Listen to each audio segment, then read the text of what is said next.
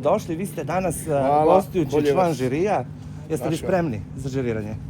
Pa ja sam skroman u svojim izjavama kad su u pitanju svi oni koji žele da se bave ovim poslom. Kakvi ćete biti danas? Ćete biti strogi ili blagi? Nikad ja nisam strog. Zato svaki ima moment kad može da pokaže ili da ne pokaže u trenutku koliko vrijedi. Kako je stiglo do ovog poziva za učestvovanje u Pep zvezdama? Pa dobro, ja i Saša smo dugogodišnji poznanici i nadam se drugovi, eto, kako bih rekao. Tako da nema razloga da za sve ljude ovog svijeta i ko gleda sve televizije i publika u stvari u suštini, zašto se ne bi pojavio. Kako vam se dopada žiri? Znate dobro, ko sve kolege moje koje su također sa mnom dugo godina na estradi i sve pohvale. Znamo da ste jako bliski prijatelj sa Lukasom. Kako izgleda vaše privatno druženje?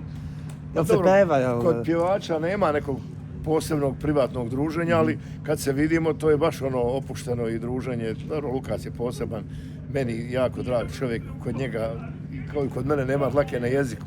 On što misli, to ti kaže i to je tako. Tako i treba. Lepo. Recite nam, evo, znamo koliko ste bili bliski sa Halidom Bešlićem. Kakve uspomene sad imate na njega? Koliko često? Vjerujte mi, sinoć sam tako imao emisiju jednu, pa sam malo se i rasplakao. A sve su to stvari koje diraju čovjeka i mi smo... Ja sam svim pjevačima bio dobar, imam ja dosta godina. Dobro što sam malo, nadam se, moderno. Ne, vidi se po vama. Tako da, svi oni koji hoće da budu meni dragi, oni su dragi. Koji neće, to je njihov problem. Ali ja nemam nikakvih predrasuda prema mojim kolegama. Svima je nama isto. I posao i tako da... A kako vam deluje Boki 13 u žiriju? Vidjeli ste vjerojatno na njegove specifične dobro, znam styling i sve. Boki, svako ima pravo da nastupa onako kako smatra da treba. Zašto ne? Mislim, ja sve podržavam. Što mislite, da li će se njemu svijeti vaš styling? Pa neće mu se svidjeti zato što neće ovome biti. Ja ću mu ići nešto drugčije. Jeste spremni nešto? Pa dobro, ja uvijek nosim sebi iz turske garderobu, tako da je to... Što se ova dvojica smiju, gledaj. A recite nam, jel pratite estradne dešavanja? Znamo da vi živite onako mirno povučeno. Jeste vidjeli, bilo je puno nekih napada na estradi, na Čolinu kuću, bombaški napad, otmica pevača Danijela Kemakovskog. Što mislite, što se to dešava sad na estradi? Vjerujte, ja to ne pratim. Čolu, ne da poštujem i da mi je drag.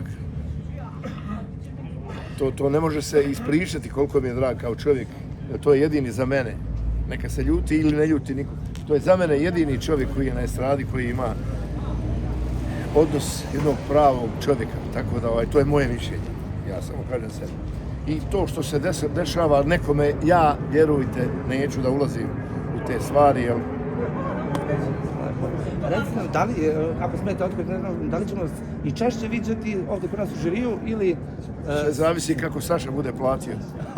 Platit će, dobro. I još mi samo recite za kraj... Ovo se šalim, nisam ja došao zbog novca, ja sam došao zbog publike. Znamo, recite samo evo, znamo da vaša karijera ide odlično, puno nastupa, da li će uskoro biti neki veliki beogradski koncert? Mislim da to publika žene iščeka.